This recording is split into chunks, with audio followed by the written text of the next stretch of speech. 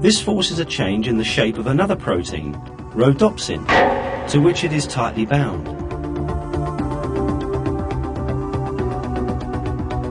Now, rhodopsin takes such a form that it can stick to another protein called transducin, which was already present in the cell, but with which it could not interact before due to its shape's incompatibility.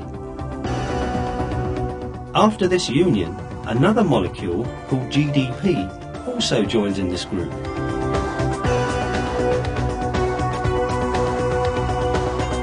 Now, two proteins, rhodopsin and transducin, and a chemical molecule called GDP have bound together.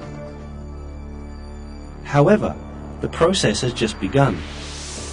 The compound called GDP now has the proper form to bind to another protein called phosphodiesterase, which always exists in the cell.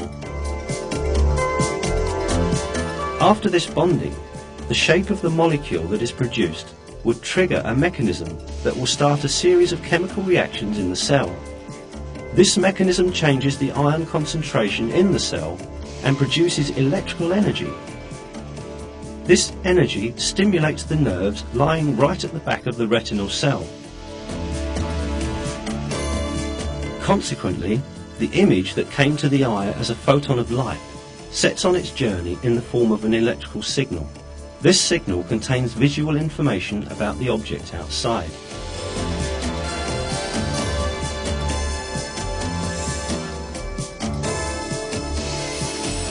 In order for seeing to take place, the electrical signals produced in the retinal cell have to be transmitted to the centre of vision in the brain. Nerve cells, however, are not directly connected to one another. There is a tiny gap between their junction points.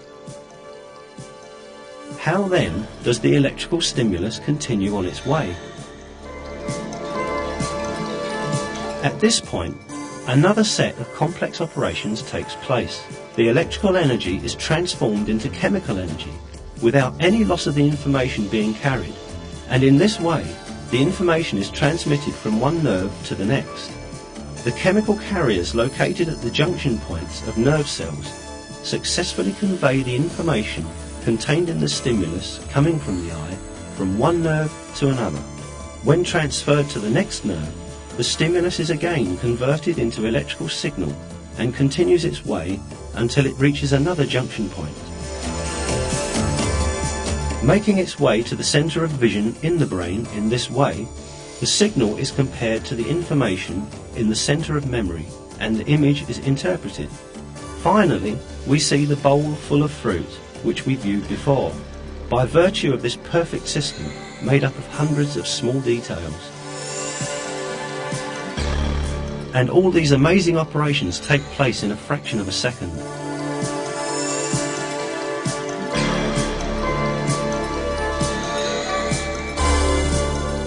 Moreover, since the act of seeing takes place continuously, the system repeats these steps over and over. For example, the molecules playing a part in the chain reaction in the eye are restored to their original state every time, and the reaction starts all over again.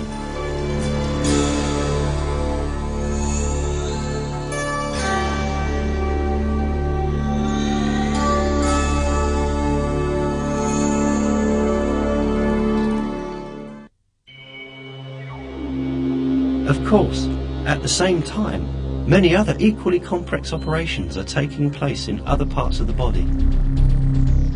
We may simultaneously hear the sound of the image we are viewing. And depending on circumstances, we may sense its odour and taste and feel its touch.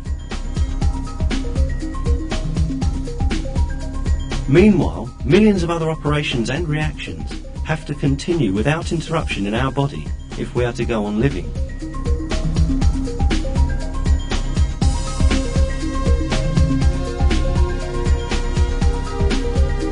The primitive science of Darwin's day knew about none of this.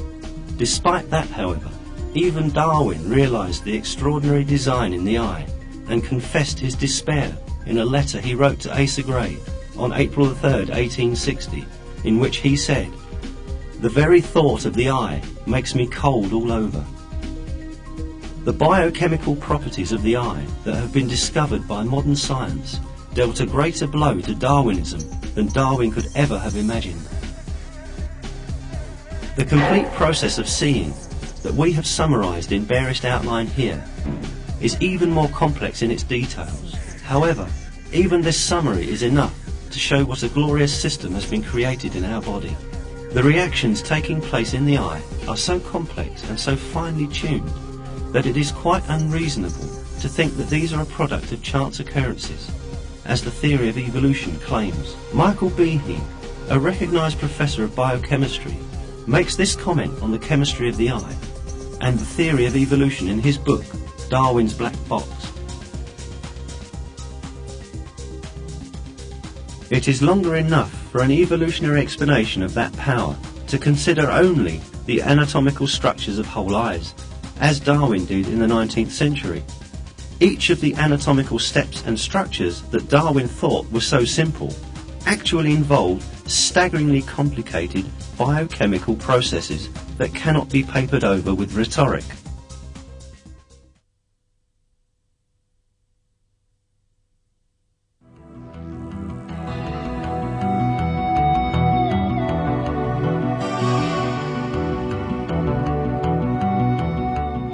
But, as we have seen, the theory of evolution is unable to account for a single system in a single living cell, much less explain life as a whole. Having utterly demolished the hypothesis that life is simple, science demonstrated to humanity a very important fact. Life is not the product of unplanned happenings. It is the result of a perfect creation. The perfect creation of a superior creator who brought life into being, who is God, the Lord of all the worlds.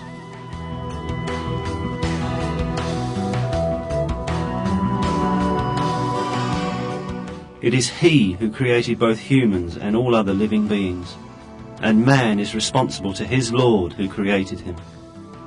God reminds man of his truth in the Quran.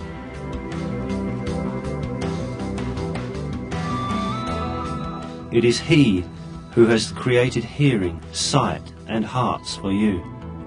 What little thanks you show.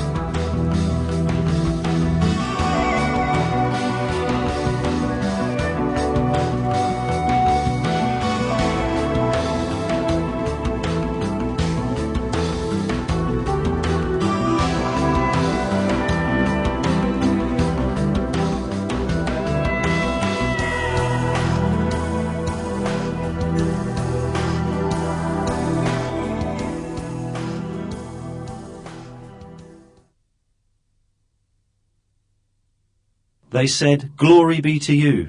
We have no knowledge except what you have taught us.